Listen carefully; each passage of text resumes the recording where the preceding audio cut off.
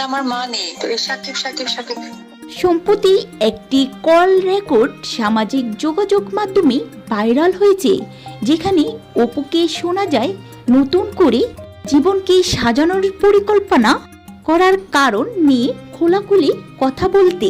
তখন আমার একটা গার্জিয়ান ছিল মাথার উপরে, আমার বাচ্চার অবলম্বন ছিল, সেটা আমার মা ছিল।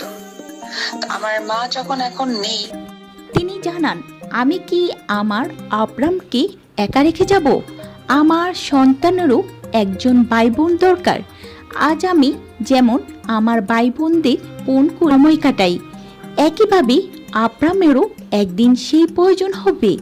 আমি সবসময় তার পাশে থাকতে পারবো না, তাই ভবিষ্যতের কথা ভেবে আমি নিজের জীবনের সিদ্ধান্ত নিচ্ছি।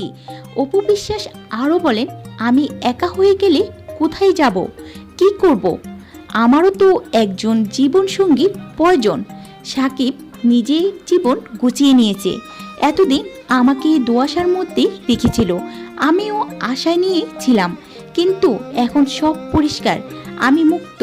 তাহলে আমি কেন নতুন করে সংসার করব না? শুধু তাই নয়, জানা গেছে সাকিব খান এবং বুবলির ছবি ভাইরাল হওয়ার পরে অপু বিশ্বাস সিঙ্গাপুরে পাড়ি জমান। সেখানে ফেরদৌস নামে এক তরুণের সঙ্গে নাকি একই হোটেলে অবস্থান করেছেন তিনি, এবং সেই ফেরদৌসকে বিয়ের সিদ্ধান্তই নিয়েছেন অভিনেত্রী। যদিও শোনা যাচ্ছে ফেরদৌস নিজেও বিবাহিত এবং তার স্ত্রী ও সন্তান ঢাকা বসবাস করেন। এখন দেখার পালা অপু বিশ্বাস সত্যি কি করেন, এই বিষয় নিয়ে কি বলেন প্রকাশ্যে। তো ভিউয়ার্স, আপনাদের কি মতামত?